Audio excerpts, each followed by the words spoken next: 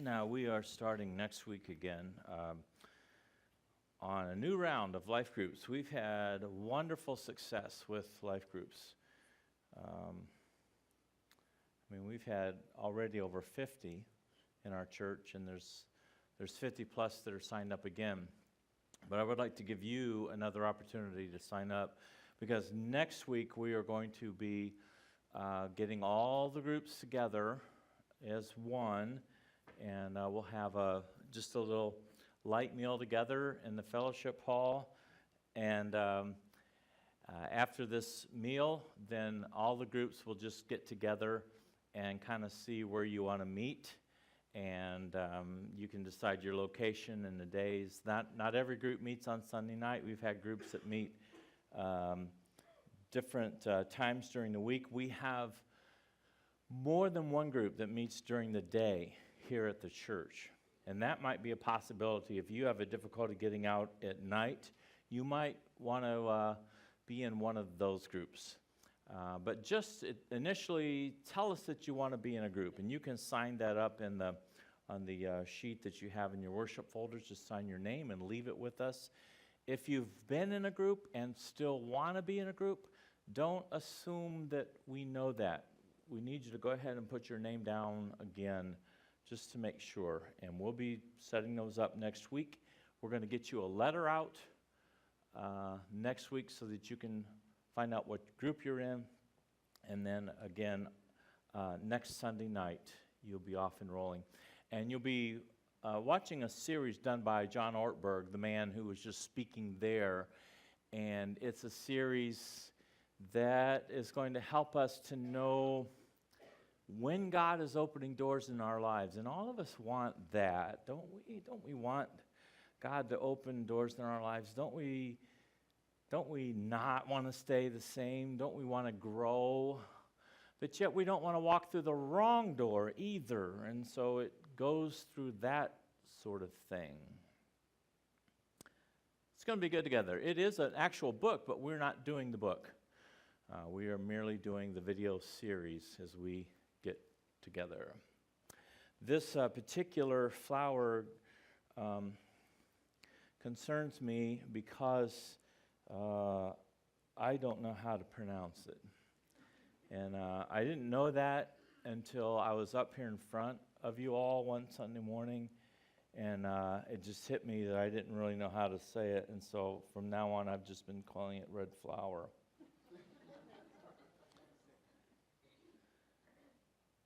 And the nerd in me looks it up online, and there's actually, there's different sites where you can go where people will pronounce words, and so the first one pronounces it poinsettia, like with total emphasis. It's poinsettia.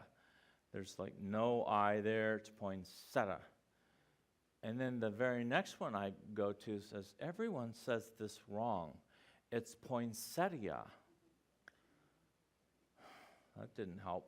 So I go to like Webster's or some other source like that, and they say you can pronounce it either way, which is just really totally frustrating for me. So I'm curious, how many of you would pronounce this red flower that looks like it could use a little love? How many of you pronounce it poinsettia?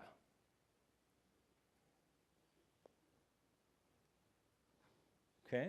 How many of you pronounce it poinsettia? Okay. How many of you would just rather call it red flower? Yeah, Kara. Me too.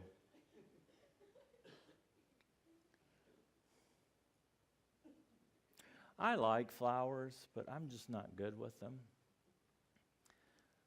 And I like them professionally, like I notice them here and around because it's part of what I'm doing professionally, so I notice that. But if it's not in a professional way, like I don't notice flowers. And because I don't notice flowers, I neglect flowers, which means I don't water flowers. It's not that I hate flowers or I'm trying to be mean to flowers, I just neglect them. And so flowers don't do well when they're neglected. I even had an artificial flower that I neglected.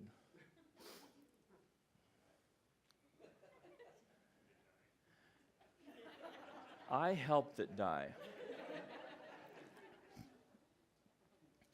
One day, it had so much dust on every leaf, and there were a lot of leaves on it. It had so much dust on every leaf that I, being a guy, I went and got a paper towel and started to wipe off every dusty, thick dust leaf, and then it turned to like mud.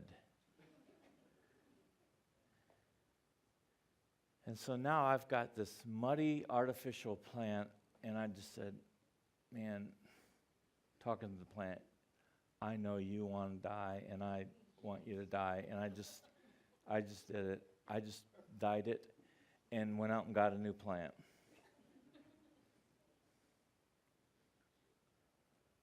So my deal is I don't mind plants, but I neglect plants, which is the surest way to cause them to not have their effect.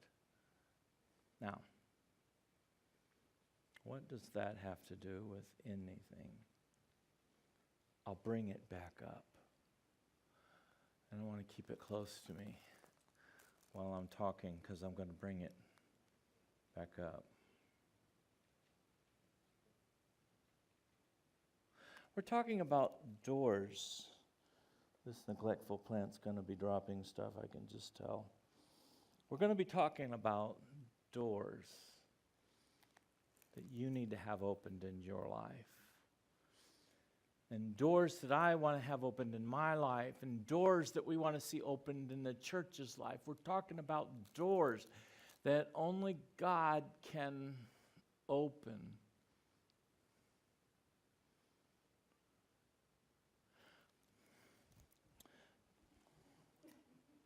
Did I drop more? It's just going to happen. But before we talk about, last time we did this, I pinched my finger and it bled. Do you remember that? Yeah, I bled in the sermon. Before we talk about open doors that God might open,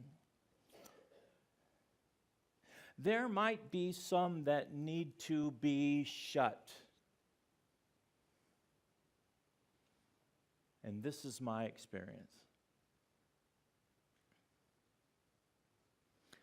My experience is that before we get off into talking about all this cool stuff of God opening a new door in your life, my experience is that God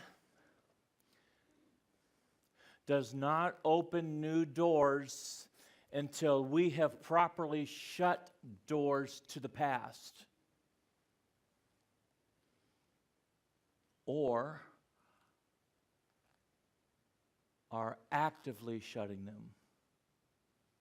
God doesn't open a door as long as we've still got doors open to the past that we're not doing anything about.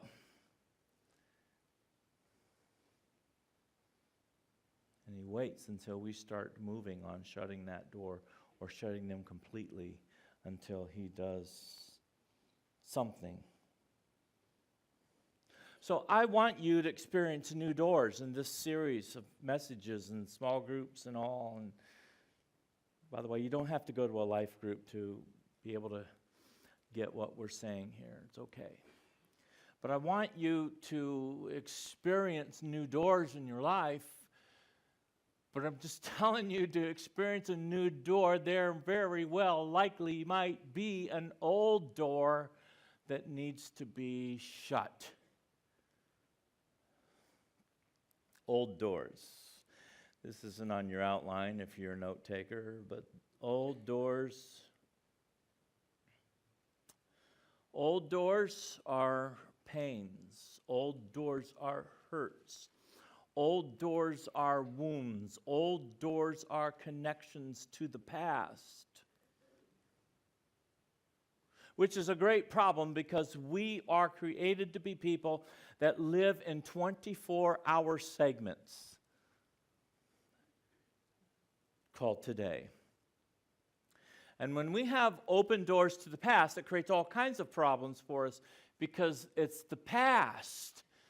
And somehow, even though we're in this 24-hour segment, mentally and emotionally and spiritually and relationally, we're locked up back there, and we cannot be fully present here.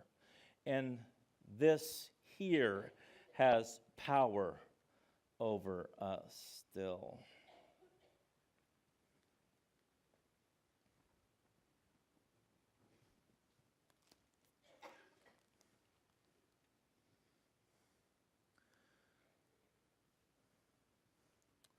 So we're challenged to do something about the past. The past. Those doors remain open, generally,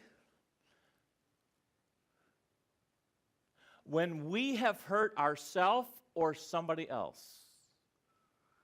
If we have hurt someone else or we've hurt ourselves through whatever, something we've done wrong to ourselves, that will leave a door open until it's resolved some way. We've hurt ourselves or we've hurt someone else. Another time that the door is left open is when somebody hurts us.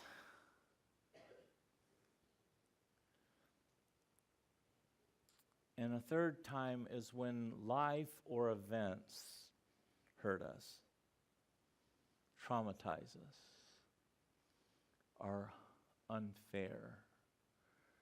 So to go through that quickly again, you've probably, if you have an open door in your life, and it wouldn't be totally unreasonable to expect in a crowd this size that people have open doors left to the past, it is because you have done something to hurt somebody that has not been resolved yet, or you've done something to hurt yourself that you haven't forgiven yourself for or got over, or secondly, somebody has hurt you,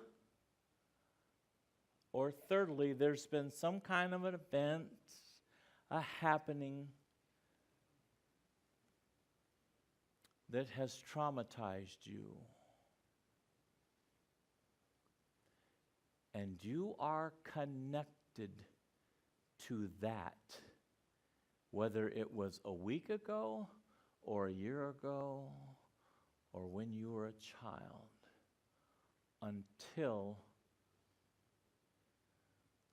by God's grace, you close it.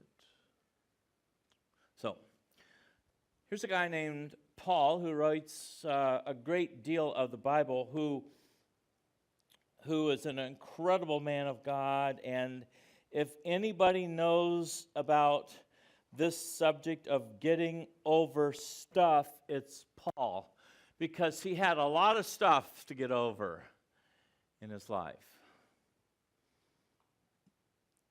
So I'm going to show you a passage of Scripture that's become one of my life verses. It's become one of my go-to verses often during the year, just to kind of get my head back together, back on track. And he says this in Philippians 3, talking to us all, brothers and sisters, one thing I do. This is his strategy now that involves closing the door.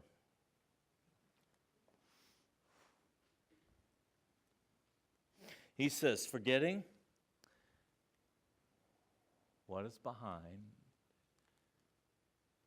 and you say, oh, how I would love to. We'll talk about that. He says, straining to what is ahead, reminding us that this is not going to be an easy thing.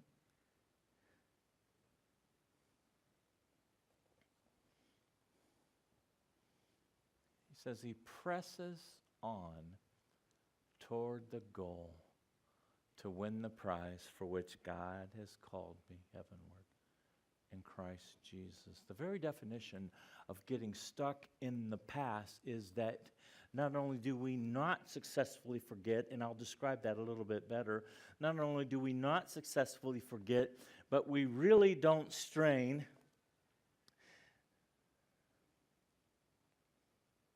to make any changes, to get out of the past, and we really don't press on and try to move forward. We just stay stuck in the past. And so here's what he says, and these are things that I have to personally repeat.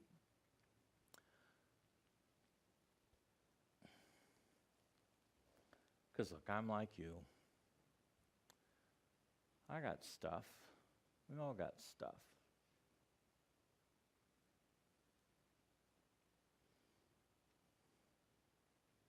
We all got stuff we need to get over. We all got stuff that threatens to keep the door open, that threatens to cause us to not live within the 24 hours that God has given us. We all have stuff that threatens to rob our joy and to steal life from us and energy from us. We've all got stuff.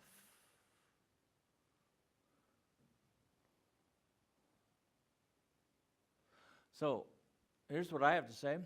I forget, I strain, and press on.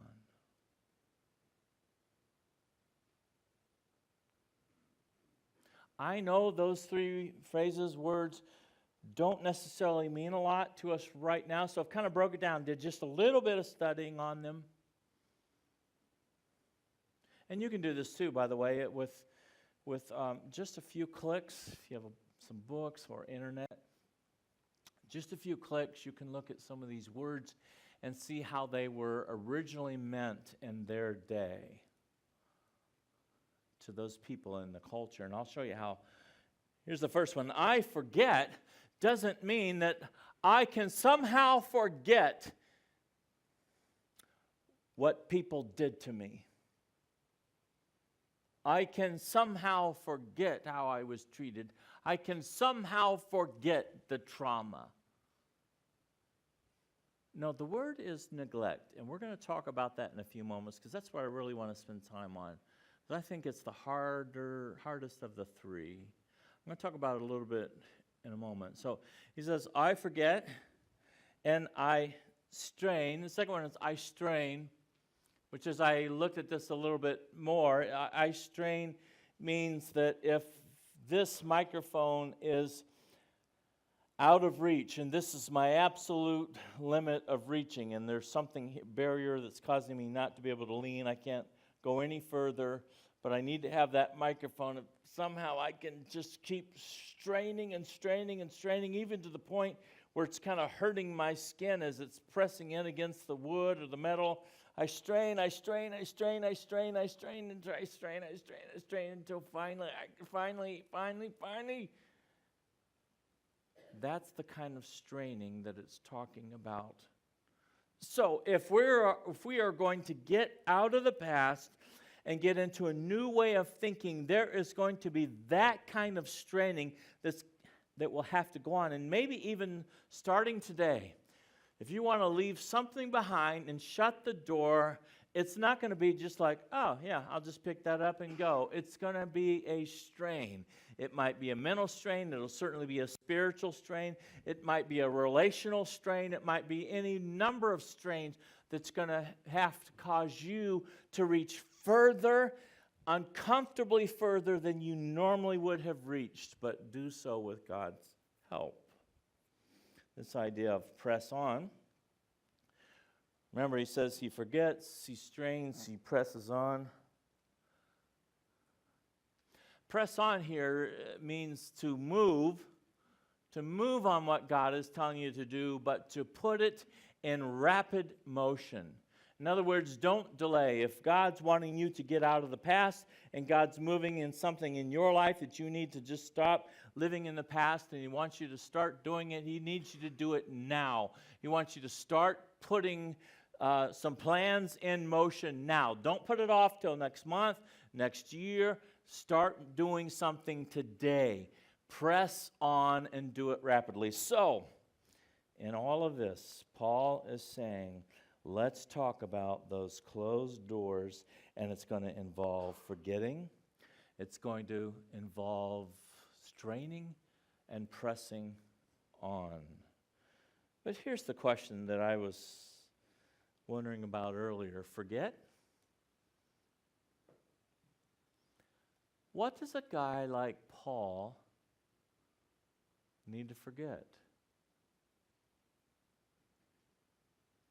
Sometimes we think of these guys that write the Bible and are such holy people as being people that really don't have lives that really have that much trauma in them or trouble. Like, what would Paul have in his life that would cause him to have to forget so that he could get on with life and enjoy life? I'll give you just a few of them. One of them was a whole lot of guilt that Paul had. Here in 2 Timothy, he calls himself the chief of sinners. He says, there's never been a sinner like me in all the earth. Because of his former life before he was a Christian, he was a very, very, very sinful man. He actually was involved in killing other Christians before he was a Christian. He was involved in taking their lives. And so imagine now as a minister standing up in front of people, talking to people, thinking about the guilt. Imagine how the evil one, Satan, would just cause you to feel guilty as a speaker of God. And you look out in the crowd, and there, every now and then, you see relatives of people that you were responsible for killing. Imagine the guilt in this man. And he's saying, these are things that I've got to forget if I'm going to move forward. He talks about sin in the book of Romans. He says, I struggle with sin so much that I'm a wretched man. He says, I struggle with sin. In fact, it's almost like a law of gravity for me. Like every time I want to do good, there's bad right there, and I seem to give into it too much. Now imagine a minister standing up in front of people struggling with this thought. Not only does he have a guilty past, but he struggles with sin. Here's another one. Lies. Lies that people told about him. People told all sorts of lies about him that ended up causing him to have to go to court and even be in prison. Remember, open doors are caused by things that we've done, like cause us guilt, or things that other people have done to us, or situations that happen that traumatize us. So here, he has things done to him, and he ends up in the traumatic place of prison.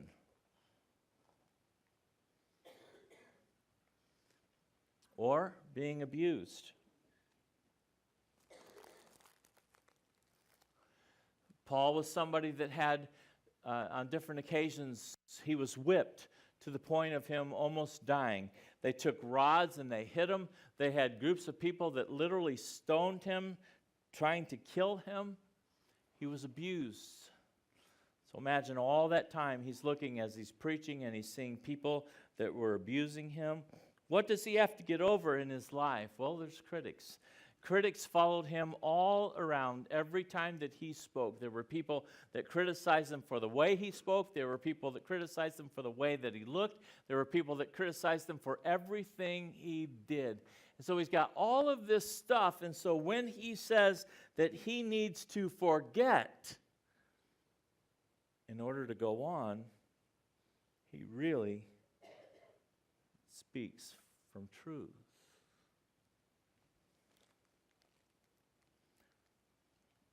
Earlier, I said that I struggle with plants.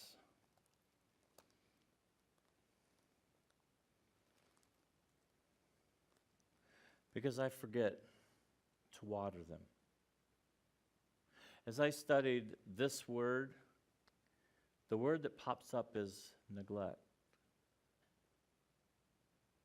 I neglect to water them. So the power of this plant is really not effective if I keep neglecting it.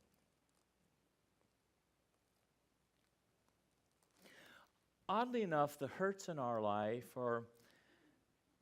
they're not beautiful like this plant, but we have sort of a weird attraction to them. All of those open doors that are still open, those things that you've done to hurt people, or where people have hurt you, or situations have hurt you, oddly enough, there's this strange attraction to them. Even though we know that they're ugly, there's still some security in how we got through those situations.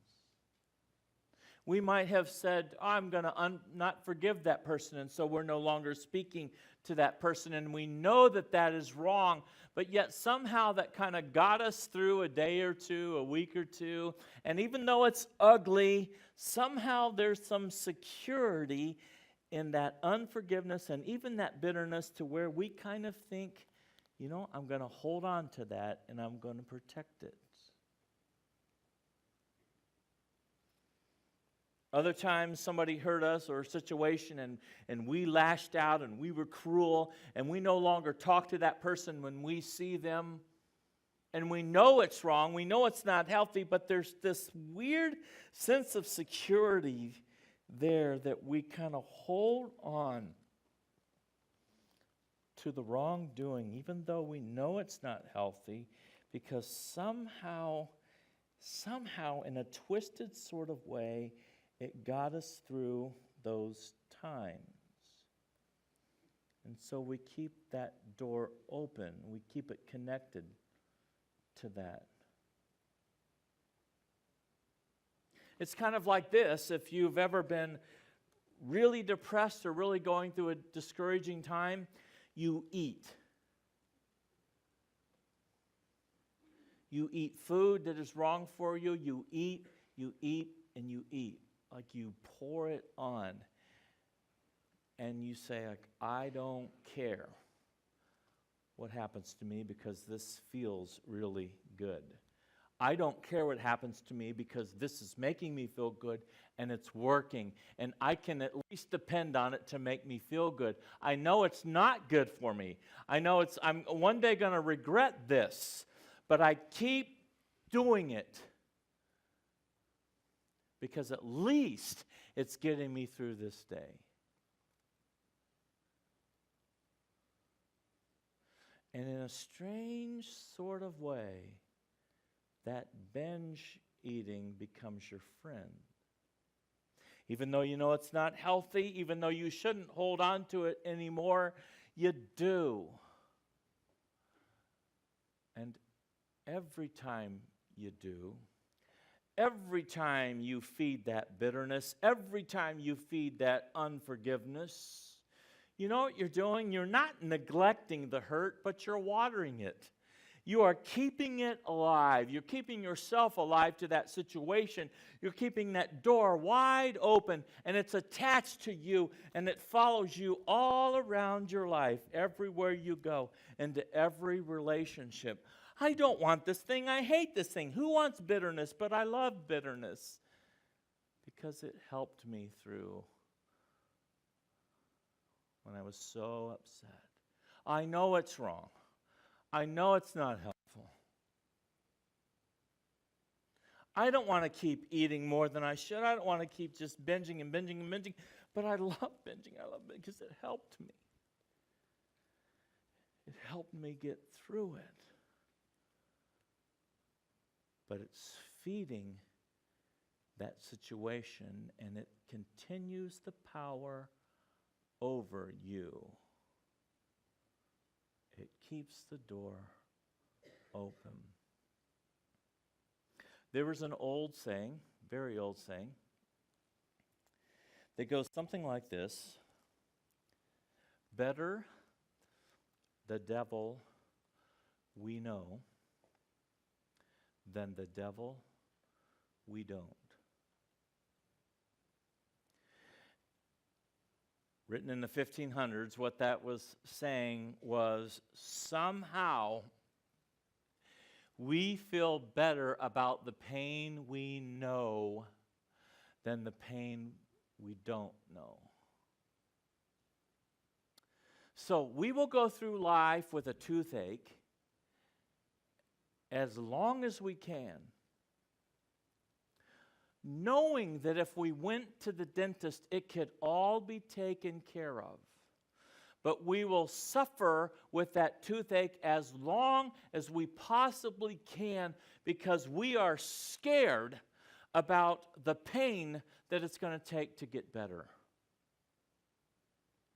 Because that in our mind is going to be so uncontrollable, so much worse, it's going to bring it all up again. It's going to all flare up again.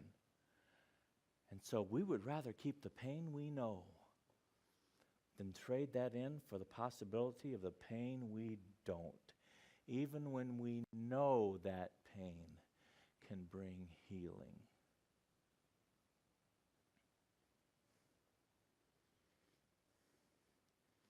So that open door in which you've caused hurt in somebody's life and you need to apologize to them, it's an open door. You need to apologize to them, but so much times went by, now it's so much more awkward. It would be so painful, and who knows how it's going to turn out. You can either keep the pain that you have now for the rest of your life, or you can try it with God's help. Get out the peroxide, it's going to burn. Open that wound again, it's going to be painful. But with God's help, it could heal. You could move on and shut that door. That person that's hurt you, who, by the way, probably doesn't think about it near as much as you do, but yet you are drawn around by them emotionally everywhere that you go. And who's carrying the plant?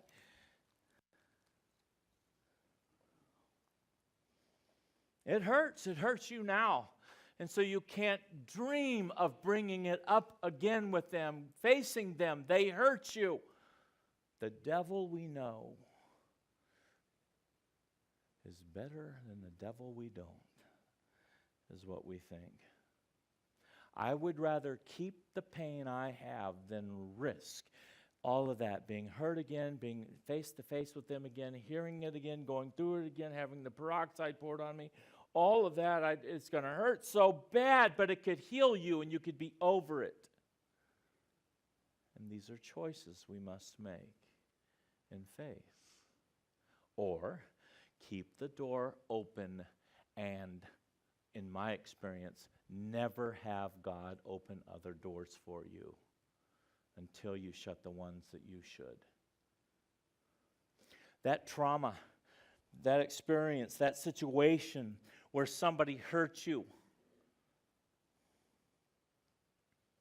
I told you in a message, I won't go into it, I told you in a message not too long ago that I even had one since I've been here in Michigan where sometimes we have to tangibly get over things. We have to, it has to not only be in our heart, but we have to do something tangible.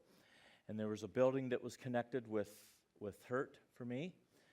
And so I literally, one of my trips back to Indianapolis, literally went and sat in front of that building for 20 to 30 minutes in silence, praying to God until God released it from me, and I no longer struggle with it.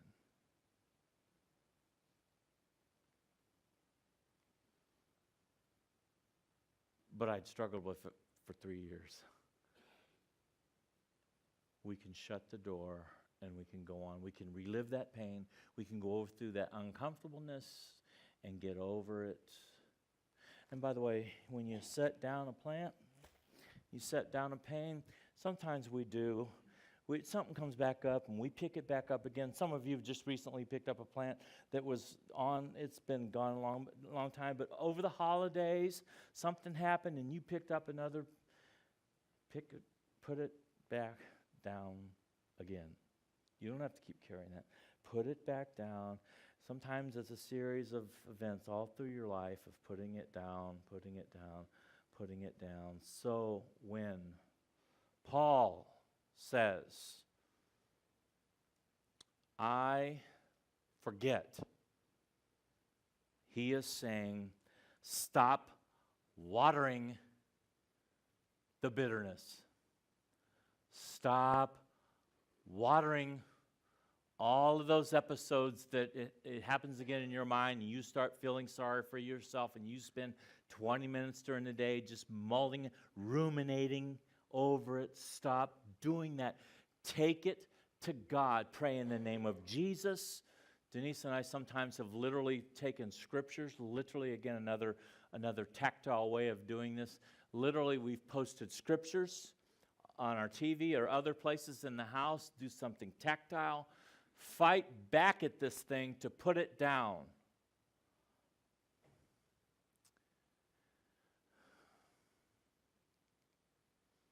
But it works.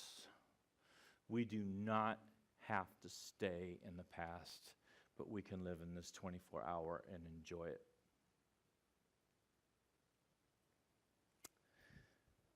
You know what that's all about? It's all about fear. A lot of fear in that. It's that fear of what will happen if I actually do something about it and I actually confront that person again, or if I write that letter, or I go sit in front of that building and those thoughts come back up. What's going to happen? It's a lot of fear that's involved. And we become a slave to that fear.